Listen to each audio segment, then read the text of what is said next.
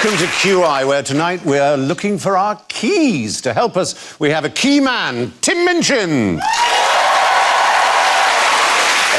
key woman, Issy Sooty.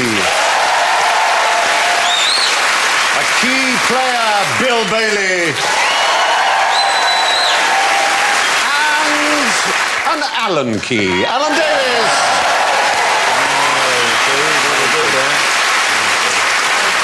So, they've all got their keyboards. Tim, give us an A. That's an A. Issy, in the great tradition of blockbusters, I'd like an E, please. Very nice. Bill, give us a G. And Alan, give us a B.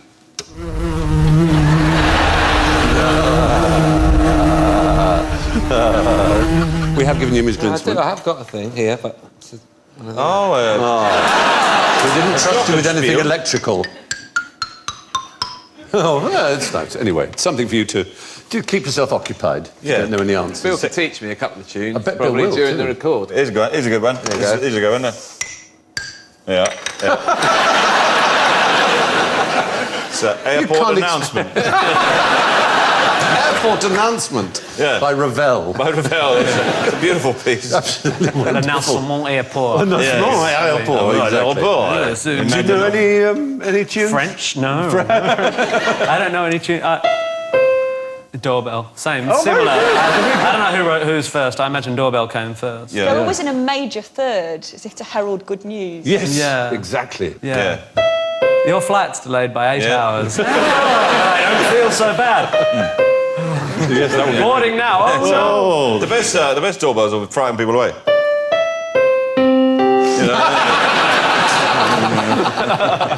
marvellous. You haven't played anything for us yet, Izzy. Just get your fingers warm. That was the jazz version. Pretty good. That's great. Anyway, there we are. So, I'll give you the keys to the city. All right? What's the first thing you'll do? Yes. I'd make a copy of them. yeah, okay. And then, in case I lock myself out when I'm drunk. And I give a copy to my cleaner. Very, very smart. What else can you do with the keys to the city? Drive a sheep across a bridge.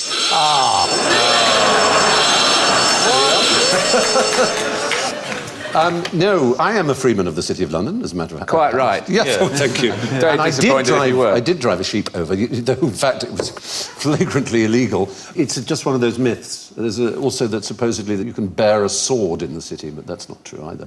Is there an actual door that you can fit that in? No, there really isn't. What do you actually get? Do you actually get a key in a nice presentation case?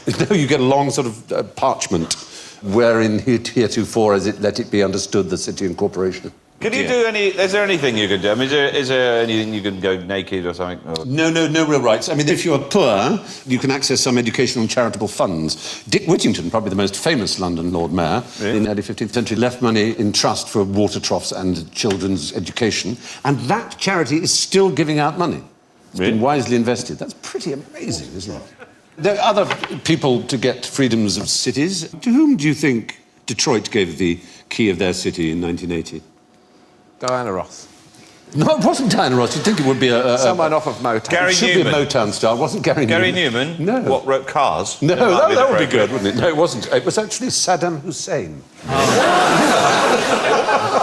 that's sick of it. What? It's the usual pattern. In 1980, he was our friend. He was a friend? Yeah. Of course.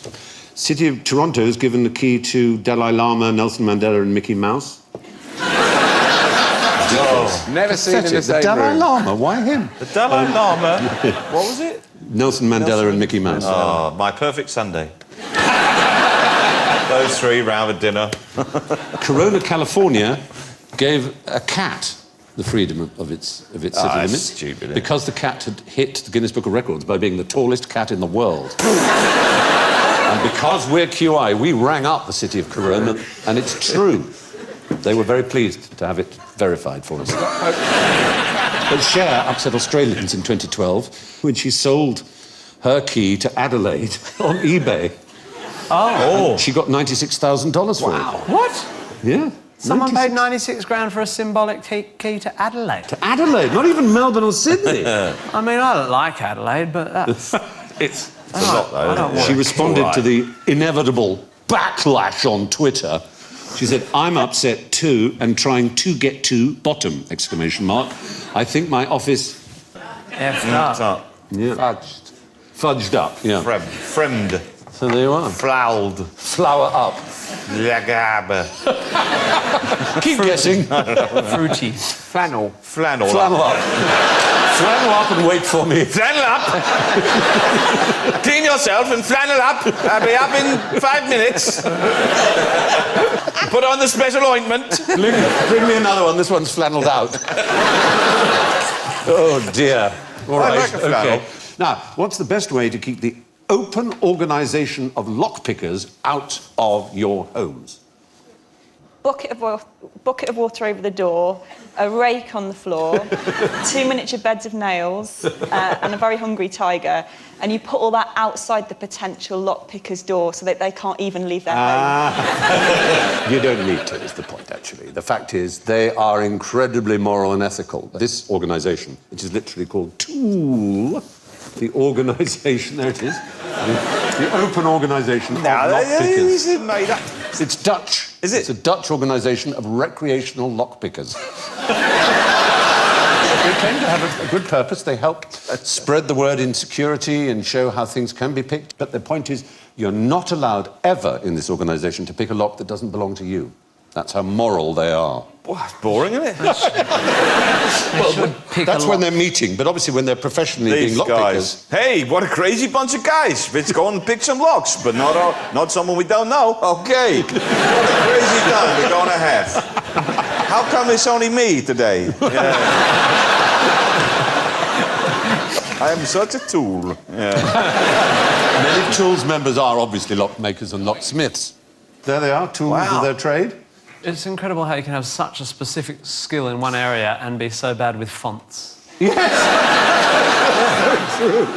It's non-overlapping magisterium. It is not an lock-picking overlapping magisterium. and fonts. Terrible. It's probably a font organisation as well. Yeah. Let's be honest. Who cannot get into their house. Who in poetic law laughs at locksmiths? The Queen.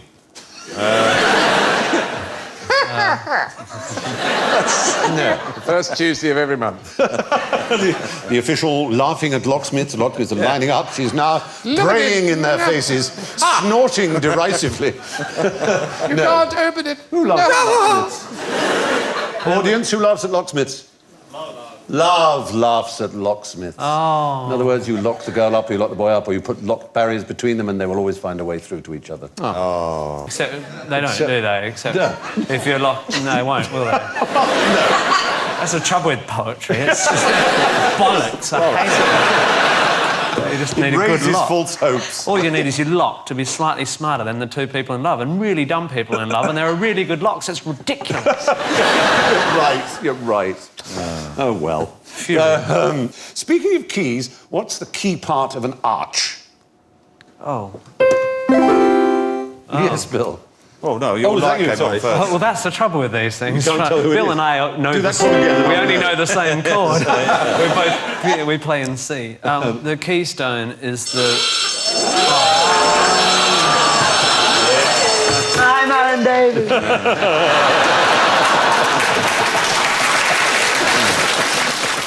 It is commonplace to use the word keystone as being the thing that makes the arch work, but it isn't true. It's not the most important. All the archstones, or voussoirs, are equally important. But it is the last piece to go in, and it finishes rather beautifully, the arrangement, as it were. In Roman times, they'd get the constructor of the arch to stand right under the arch, when the support scaffolding was taken away, just to show that he had faith enough in his own... Well, it's natural selection of arch builders, isn't it? Was that guy any good? Well, he's still here. I like that idea of getting people to test things. It's like going to a barbecue and getting someone to try the sausage. Oh, yeah. There are certain things that you can only test by using, so it's then useless. I mean, a ring pull, essentially, you say, let's see, I wonder if this ring pull will work. Oh, yes, it does. Good. Now, you can't. You can't. Same with airbags, I suppose. Yeah. I've really tried to get the airbag to come out, but... no luck? No, if you try to really whack the dashboard such a really hard amusement with a force. mallet or something, and... Well, you realise how much force it is by just trying to walk into a wall at 2 miles an hour, and your body won't let you. Yeah. It just won't. You just handled it. No, I've done that. By mistake. I do that after a night gone here. Yes, well, all right. Yes, when drunk or texting or something.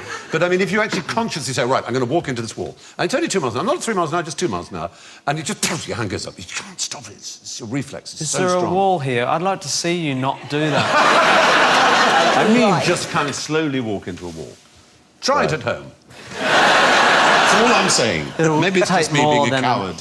Take more than an hour to go 2 miles if you keep walking to walls, wouldn't that? Yes, it's true. Interesting thing about that. That's true. So the fact of the matter is that keystones are no more important than any of the other stones in an arch. Why were the keys in a QWERTY keyboard arranged the way they are? Now, this is... it makes it more difficult to type. Yes, right. And they wanted to slow type. Just like... They wanted to slow, you were saying, typists down. No, what it is the ones that most commonly are done together in English were put furthest apart, so they were less likely to jam. So, in fact, it was in order to allow you to type more smoothly and speedily, so that you didn't get the jamming of the keys as they came up and hit each other. Oh, I see. Of course, these days, we don't use mechanical typewriters in that way, with the keys flopping up. That's how I learned to type. And... Enormous typewriters.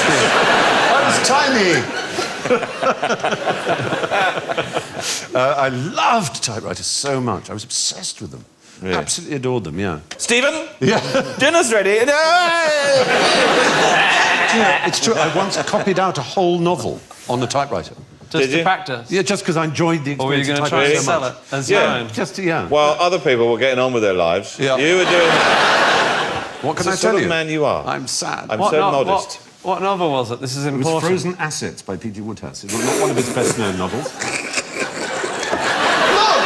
I'm sorry! It's amazing you've come so far, isn't it? Yes, what I like to do in my spare time. I write out Proust, you use my nail and I chip it into an old bit of flint. You can't No, help get off, it. Nanny, I haven't finished yet. Such a bully! You mean? Sir, Fry's copying out novels again. Sir, chipping them. He's using a hammer and a chisel. He's chiselled out War and Peace on the South Downs. You really do live a different life to all the rest. You're not like us, are you? You're another You're not a mortal. You're like sent from some other planet. You are the planet Aesthete. That's what you are. I just thought that was normal. No, No, you're... oh, well. No, you're... Anyway. You're a freak. Now, what starts with K and is killed by curiosity? It's A kitten. I'm sorry. It's an animal species, but not a cat. A lot of these begin with Ks. No, but you're in the right hemisphere. Koala. Again, you're in the right hemisphere, not the right Kiwi. country. Sorry? Kiwi. You're in the right type of animal. Kia. Kia is the right answer. Very good. A Kia is... A New Zealand parrot. No, it's not flightless in this case, oddly enough. It's a parrot. And there was a bounty put on them some years ago. Kia, which, as you can see, look quite ravenous. They look almost like eagles, but they are parrots, would ride the sheep and peck away at and eat the fat of the poor sheep. And so there was a bounty put on their heads, and New Zealanders found Kias were very curious animals. This is partly a result of having grown up in a country with no mammals for millions of years. Yeah. Anyway, what you do is you stand behind a rock and wait for a Kia to come along, and then you drop behind the rock and disappear. And the Kia thinks, that's odd. And he wanders up, and he takes a look over, and you just, with your club, just go bang, like that. That's the beauty of it, is you've only just started, because you don't have to move. You take the key and you put it down. The keyer's friend goes, where's Kevin? Where's Kevin? Wanders round, comes They along all like call that, Kevin. And then you drop down, disappear again, and he goes, well, hello, what happened there? There was someone, and then there wasn't someone. How did that happen? And then he looks over, bang, you go, no, where's Keith? And then so on, all the way through. And you collect all the case. You get a huge swag bag of Kia. They're not the brightest. They're not the brightest things. But then you see, the point is they never needed to be. Because New Zealand, just apart from a few That's bats, never had any mammals. No. All they needed to do was mate and survive. The kakapo, for example, which is another type of parrot, the only thing likely to predate on it was a vast eagle that used to live in New Zealand called the Hutt's eagle. And so the kakapo solved that by becoming nocturnal, like the kiwi. So it could be afraid of nothing. Kiwis are not. They're not the most exciting birds. I mean, I've seen Yeah, kiwis. have you burrowed down into one of their dens? No, I haven't I bothered did. to do that. It's No, exciting. there's one on YouTube in playing the piano. No, no, I've seen them in special areas. You know, I went out with this guy. He found one and he said, get in there, get in there. And so I burrowed and burrowed and burrowed and burrowed. And you just see this little eye winking at you. Yeah. And that long, wonderful beak, and it just winked. Oh. With a And little I look, winked back and then sort of... a little look that just says, "You just destroyed my house." Yeah. I was careful not to. Oh, lovely. Well, Three clumsy, years to remember, make this. The New Zealand government, they were given two pandas by the Chinese government in return for 2 kiwis, and I just thought it was a little bit of a twist, Total rip. Yeah, it's like New Zealand, the zoo in Auckland. All these people going, "Oh, look at him! Oh, look at the pandas!" No, some zoo in Beijing. People going, "What?" These Kiwis don't even sneeze. They don't do nothing. Very good, very good, very good. Now, what is this woman doing, though? What the? Is this Lady Gaga's new album cover? Isn't it? She's wearing It's it. an experiment. No, she's using a device that's for sale, or was for sale. It was built in 1929. Making a new thing. device. Knitting jumpers. Patented by Dr. Kurt Jonen. It records the motions and bodily reactions. A lady is pictured being examined by the device. Pneumatic belt records the change of the circumference of her chest. Pneumatic cuffs about the upper arms control the changes of muscle tension. Through a hose is recorded the rhythms of respiration, and another hose transfers the strength of touch. It's a sex toy. Yeah. But what about her hands? That's the clue, and our theme today. Piano. She's learning piano. Piano, key yes. or- It's a piano teaching machine. Extraordinary, isn't it? Extraordinary. Wow. It's supposed to help you with your piano playing, your posture, your breathing. There have been many others along those lines. There's the chiroplast, which is clamped to the piano and trapped the player's arms. That's the one on the left, so that you were forced to play using only a wrist and finger action. You were then crippled. There was the one in the middle, which was the dactylion, from the Greek dactyl, meaning finger, was a contraption designed to strengthen the fingers because there's springs that you're going against in that middle picture. Yeah. And it's said that Robert Schumann used that and it actually hurt his fingers, though others say that that was syphilis. It's a fine line, isn't it? When you're Oh, into always. fingering, syphilis. There's all those. Next to that is the chiro or the chirogymnaste, which is a tiny finger gym, which has got little finger events, and you can see them. But if you do harm yourself by using one of these things, you can always use the bed piano for bedridden people. Wow. Which is a rather splendid device. I think you'll agree. I hope that's securely attached. The laziest keyboard player in the world. And as you see, it rolls up, pushes away neatly. That's fantastic. It's great, isn't it? I What want is- one. You can slide pizzas down from the back. Yes. Bill's just sitting there going, "I am going to get one of those." I will. I'm going to get one. Bill will have one of those. That's the piano for the bed. The upside-down piano. That's virtually. magic. It'd be easier to strap yourself into bed and tilt the bed up to a normal piano. Yeah. How would a left-handed piano work? Probably high notes at the left. There it is. And there it is. That is a left-handed piano. It'd take a hell of a lot of unlearning for you to play on that, Good wouldn't it? God. Can you imagine? It would How- drive you mad. You would. Transposing pianos. Have you ever played with one of those? Well, I've got there's a device on the keyboard that will do that. Yeah. for you, but On an electric keyboard. On an But electric there are one. pianos that have a But there are mechanism that mechanical ones. Mechanical It's a one. lever on the and it moves it across to the next string. Oh, it does that, right. Irving Berlin used one because he only composed in F sharp.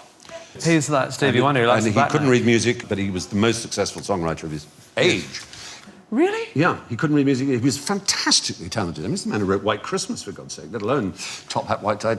He lived long enough to be able to see his own songs go out of copyright. Because his first hit was in 1911 with Alexander's Ragtime Band. You know, Come On Here, Come On Here, Alexander's Ragtime Band. They only go out of copyright after you're dead, though, by No, law. they do now. But Right. in his day, it was 75 years after it was written. Right. So he lived long God. enough to see some of his songs go into the public domain. How old was now he when it's he 70 wrote it years then? after he died. Very young, early 20s. But just had this extraordinary talent. Amazing. There's a long list of things I have to get after the show. I mean, there's the upside down piano, the upside down dinner. I mean, everything. Yeah. Yeah. So, what did the man who knew everything think cats were good for? Well, Catching mice. Catching mice? Isn't the man who knew everything Thomas Young? Well, there's various people who are given the title of the last man to know everything there was to know. Yeah. Erasmus, Leibniz, von Humboldt. And this man here, Kircher, his name is. He was a German Jesuit, Athanasius Kircher. And he certainly was very interested in lots of things. He was lowered into Vesuvius. He believed the bubonic plague was caused by microbes, well ahead of germ theory. Claimed falsely to have interpreted Egyptian hieroglyphics. He regarded things like magnetism and love as branches of the same topic, attraction, which is a very QI way of looking at things. I like that. Yeah. But the cats, though, what are the cats doing? Well, we'll come to that. Some things he got right. He denied the possibility of flying tortoises. I don't know who raised the possibility, but he damn well squashed it. Said, nope, there won't be such a thing as a flying tortoise. But he did invent the megaphone and the Katzenklavier. Clavier is, in fact, German for key, from claven, Latin key, but Key. it's the keyboard instrument. the cat playing the piano. He invented YouTube. I'm afraid for cat lovers, it's a little bit more disturbing than that. Oh, gut string. No, not cat gut. No, arrange live cats in the right order according to their voice. Oh. And you play... Drums. And then, That's awesome. Oh, if only they had YouTube back then. The outrage on the Another keyboard thing for case your for the- list, isn't It's it? on the list, yes.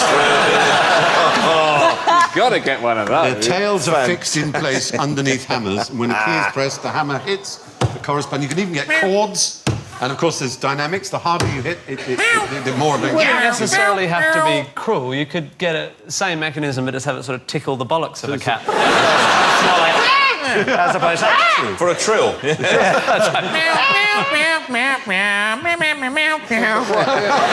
What do they think? You have an A cat and a B cat and Yeah, a C cat? I guess you just go around. Fantastic. Yeah. But there are only Fantastic. 6 cats and there are more than 6 keys, so... Well, that's true. That's a limited range. It's very Experimental music. experimental. All the other keys hit mice inside the box. It's doubtfully actually built it, but he certainly wrote out the plans for one. There are comparable records of pig organs that Louis XI of France had one made by the Abbot of Bain. There you are, again in ascending order of pig, pig, pig. I like the woman singing along with them as well. You think she's playing the pigs, but the pigs are playing her.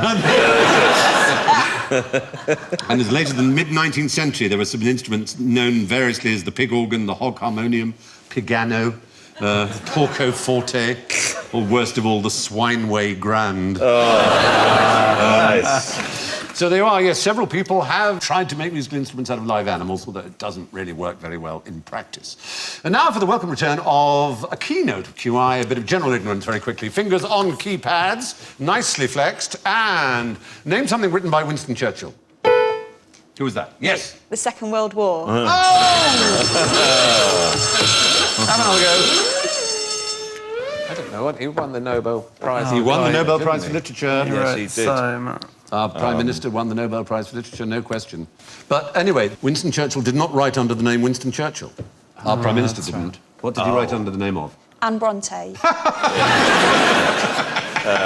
The Gathering Storm by Anne Bronte. Daphne du Maurier. My early years. Katie Price. No, what's his full name? Do you remember his full name? Spencer. William Leonard Spencer Churchill. Leonard. So he wrote under the name Winston S. Churchill. Because when he started writing, there was a very successful American novelist called Winston Churchill. And so, out of politeness to him, he wrote to him this very complicated letter, which was sort of jokey, I think. He says, Winston Churchill has no doubt that Mr. Winston Churchill will recognise from this letter, if indeed by no other means, that there is grave danger of his works being mistaken for those of Mr. Winston Churchill. He feels sure that Mr. Winston Churchill desires this as little as he does himself. In future, to avoid mistakes as far as possible, Mr. Winston Churchill has decided to sign all published articles, stories or other works Winston Spencer Churchill and not Winston Churchill as formerly. He trusts that this arrangement will commend itself to Mr. Winston Churchill. And Winston Churchill replied that Mr. Winston Churchill appreciates the courtesy of Mr. Winston Churchill in adopting the name of Winston Spencer Churchill in his books, articles, etc. Mr. Winston Churchill makes haste to add that had he possessed any other names, he would certainly have adopted one of them. There you go. So how polite. Yeah. That's so lovely. It's nice. Like the fact they refer to themselves in the third Mr. person. Churchill all the Yeah. time. Now, what truly grim reading matter was banned in Germany after the war? Romantic comedies, Mills and Boon. Say what you hear. The clue's in the question. Say the question again. What truly grim reading matter was Grimm. The Brothers Grimm. The Brothers Grimm. Ah, right. Because people believed that the real savagery of the Grimm fairy tales had contributed to something that had turned the German people nasty, the perceived barbarity of the people. The argument that they'd fostered obedience, discipline, authoritarianism, nationalism, glorification of violence, all that kind of thing, became part of the national character. According to a British major, T.J. Leonard, he said the fairy tales had helped teach German children all the varieties of barbarousness, including light flanneling. It made them easy to fit the role of hangman and so on and so forth. There was one of the stories was called How Children Played Butcher with Each Other. It was really savage. That was removed from the second edition. And in The Frog King, the frog is not kissed by the princess. He's hurled against a wall with all the strength she has to turn him into a prince. Rather battered, bruised. That'll do it. Yeah. Yeah. 2 miles an hour. 2 miles an hour. Yeah. And he goes like that. That's all he can do. You got little froggy arms. On the other hand, there is a lyrical quality, the last in the collection. You'll love this story. So the little poor boy goes out into a wintry forest to collect wood on a sled. In the snow, he finds a tiny key, and next to it, an iron box. The boy inserts the key, he turns it, he lifts the lid.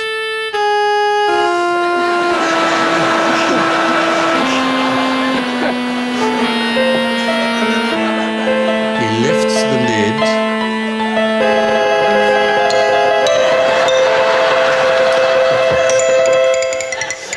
End of story. That's Pulp Fiction. Exactly, it's the suitcase in Pulp Fiction. Exactly what I thought of it. The rest is up to your imagination, boys and girls. What do you think was in that box? I think it was a stash of porn. That's why I used to go into the woods. Well, we've ended on a sour, bitter, and very rude note, which is the way we like to end QI. So, it brings us to the scores, and let's have a look. My word, my goodness, my gracious, my goodness, and my everything. In first place, with +3, is Bill Bailey! How do you end up with +3? Second place, for a first-timer with -8, it's Issy!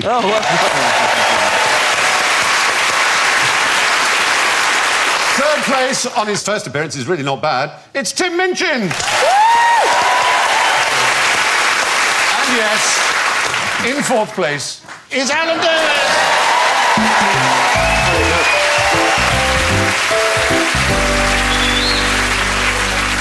So that's it from Issy, Tim, Bill, Alan, and me. And good night.